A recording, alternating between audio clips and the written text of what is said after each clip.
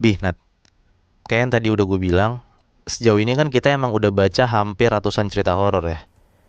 Dan selain cerita horor tentang suatu tempat, ada juga cerita horor tentang mitos-mitos yang dilanggar. Bahkan sesimpel coret-coret muka orang aja, ternyata ini beneran bisa berimbas cukup gede.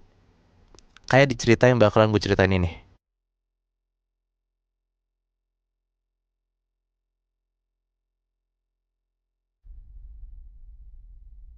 Lo pernah denger gak, Nat, tentang orang yang iseng suka coret-coret muka temennya yang lagi tidur. Terus kata itu hal itu bisa bikin roh orang itu tuh lupa dan bingung buat ngenalin jasadnya dia sendiri. Iya ya, bahkan katanya bisa sampai nggak balik lagi ke badannya kan? Nah, bener. Dan gue dapet cerita itu, Nat. Ada cowok sebut aja namanya Raffi.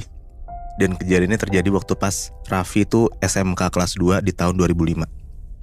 Waktu Raffi SMK tuh dia ikutin banyak organisasi gitulah di sekolahnya.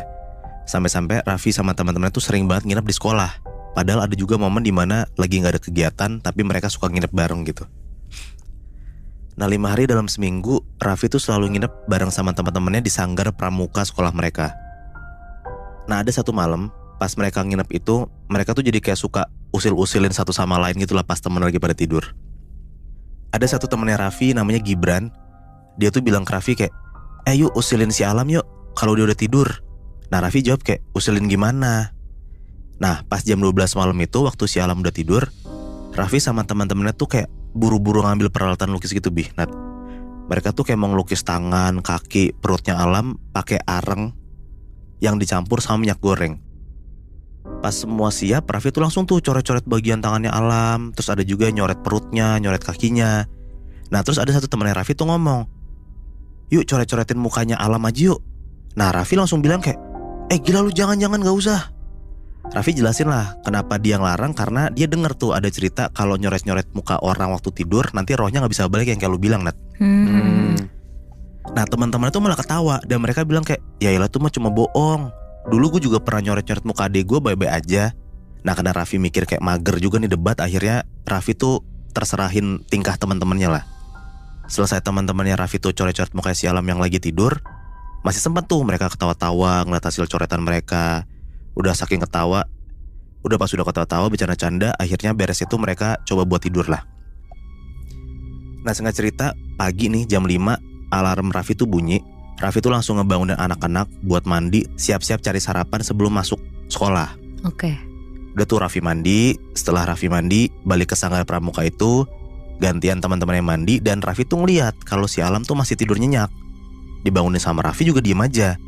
Raffi mikir kayak, oh mungkin si Alam nih kecapean, makanya tidurnya tuh lelap banget gitu. Nah udah beres teman-temannya siap-siap, Raffi tuh bilang ke teman-temannya kayak, ini gimana nih Alam kok gak bangun-bangun ya?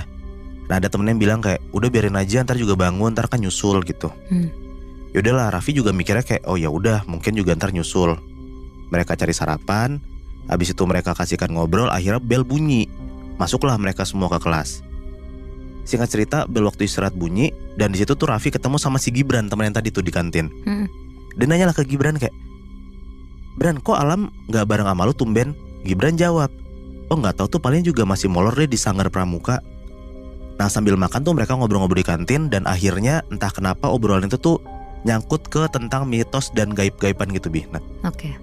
Raffi inget tuh sama ucapannya sendiri tentang semalam yang coret-coret muka orang.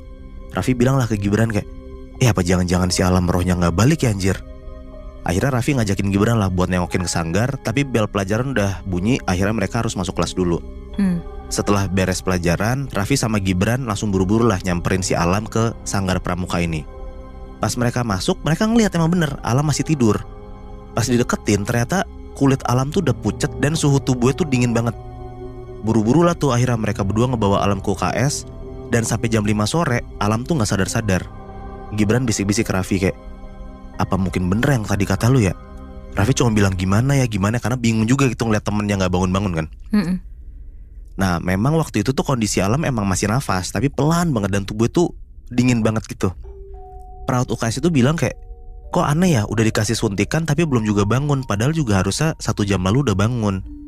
Nah waktu itu tuh Raffi bener-bener gak bisa mikir panjang. Yang ada di benak dia tuh dia harus nyari orang pinter biar ngebangunin Alam. Akhirnya Raffi sama Gibran minta tolong lah sama satu guru yang emang katanya bisa ngurusin hal-hal gaib gitu. Ketemulah mereka sama yang namanya Pak Slamet, guru mereka juga. Setelah mereka ketemu Pak Slamet, Raffi ceritain lah semua kejadiannya, mereka jujur tuh. Habis itu udah tuh Pak Slamet nyuruh Raffi ambil air mentah, 1 gayung, air panas sama kain. Setelah apa yang disuruh udah Raffi bawa semua, Raffi langsung tuh ngasih ke Pak Slamet. Mereka ngeliat lah langsung tuh Pak Slamet tuh langsung kayak baca-bacain doa gitu hampir setengah jaman. Dan terakhir Pak Slamet tuh ngusap muka Alam buat ngilangin gambar coret-coretannya itu. Setelah 80% coret-coretannya hilang, Pak Slamet tuh langsung baca doa sambil pegang kepalanya Alam. Dan tiba-tiba banget Alam bangun tuh, sadar lah, langsung kayak duduk ngos-ngosan gitu Bi. Mukanya tuh merah, keringetan. Dan disitu Raffi nanya lah, sebenarnya apa yang terjadi, apa yang Alam rasain gitu. Pak Slamet jawab kayak, besok-besok jangan lagi ya iseng coret-coret muka orang lagi tidur, bahaya. Untung nih masih bisa balik temenmu. Kalau udah 24 jam dia gak bangun, beneran rohnya gak bisa balik lagi. Udahlah, beres diurusin gitu, akhirnya mereka berdua nganterin Alam balik ke rumahnya biar istirahat. Nah, hal yang paling bikin Raffi merinding itu pas ketika Raffi tuh nanya apa yang Alam rasain sebenarnya. Alam jawab, gue mimpi gue gak bisa ngeliat muka gue sendiri padahal gue lagi depan kaca. Dan pas gue ngelewatin setumpuk sampah hitam gitu, gue denger kayak doa yang keluar dari celah-celah sampah itu. Akhirnya pelan-pelan bisa ngeliat lah muka gue. Pas gue coba ngegapai badan gue sendiri, gue ngerasa keangkat naik ke langit. Sampai gue akhirnya bener-bener kebangun. Gila. Berarti Muy, si Alam itu yang mukanya dicoret, dia tuh sampai gak bisa ngenalin diri dia di mimpi gitu. Iya, gue juga percaya gak percaya sama mitos itu ya Nat. Cuman beneran kejadian kayak gini, akhirnya gue mikir kayak, oh waktu pas jasadnya emang berantakan mukanya dicoret-coret, ya mungkin di alam sana juga dia gak bisa ngeliat mukanya sendiri kan. Iya benar. Jadi barang gak bisa balik anjir.